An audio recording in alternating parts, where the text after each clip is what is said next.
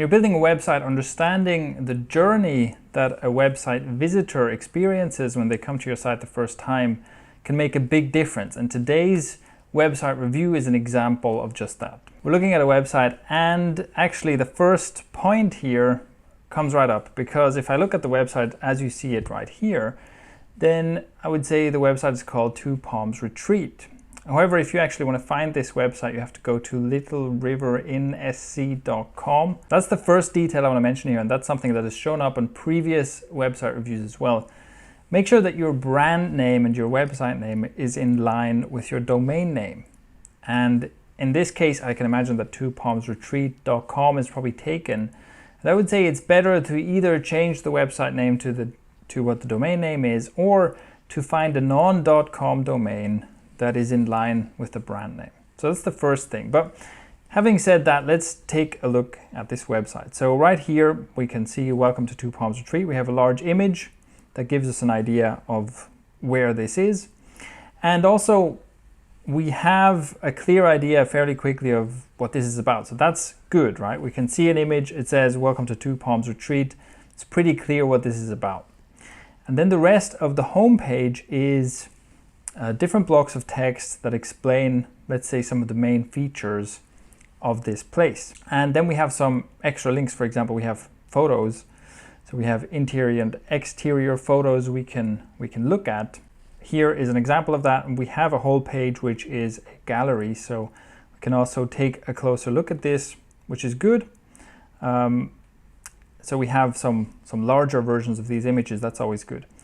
And those are the same for exterior. And then we have amenities and some other links. Here again, we have something like a feature overview, let's say, just made out of these boxes and bullet points, which granted is better than having a single list of just bullet points. Having something like this broken down into subsections, let's say, makes it easier to find something specific. But still, if we're actually looking at that, this is just a whole lot of text and a huge list of things. It's quite difficult to actually, I doubt that anyone actually reads all of this. And even if you do read all of it, it's hard to get anything out of this because it's just a list of bullet points. And in fact, this is the main thing that I believe can be improved here. So like I said, the key point here to me is to understand the visitor's journey. So someone comes to your website, they've never been there before, they don't know what your business is about, and trying to understand what the journey is like for that person and how well that is in line with their expectations and what they want to get. Let's jump back to the homepage for this. And so right here, you can see on the homepage, I'm offered only one picture, and the picture is not of the retreat itself. The picture is of something that I assume is close to the retreat, close to the place I'd be staying. And then really all I'm offered is a whole lot of text to read through. And so now think of it in terms of the visitor journey. Of course, I can come here and start reading, and I can start reading about where this place is, and I can read about why it's a great location. And there are some good points mentioning, for example, that, hey, there's a real kitchen in this place. That's a good thing to mention. That's going to make a difference to some people. Also mentioning that you have really good Wi-Fi and you have Netflix accounts available and so on. That, again, that's a really good selling point. I think it's great that this is on the page, but you're expecting someone to read through all of this text and basically form their own picture. So instead, think of how can you make this visitor journey as pleasant and as visual as possible. So you want to make it as easy as possible for someone to picture themselves being there and enjoying this retreat. This is a general principle in any kind of marketing. If you can get your prospect to imagine themselves using your product or imagine themselves achieving that end result that you promise with your product, that will make a huge difference.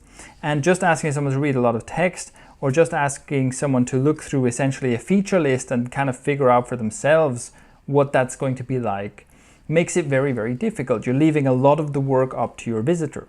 So instead, what I would try to do here is basically take pretty much this content and find ways to add visual elements and to add proof. Because it's one thing to tell me, you know, let's say it has a great kitchen. It's another thing to show me a picture of the kitchen, show me a picture along with the text, right? Tell me in the text why this is good, but show me a picture of how great this kitchen is. And the same with Wi-Fi. If you promise great connectivity, talk about that, tell me about it, but add a screenshot, you know, a speed test screenshot where I can see how fast this connection is. That adds proof. And also, if I'm just skimming through the page, if I see that screenshot showing, you know, whatever, 50 megabits a second or something, and I'm someone to whom internet speed is really important, that will stop me in my tracks, and immediately I will go, oh wow, this is something I'm interested in, and then I will maybe read that part of the page.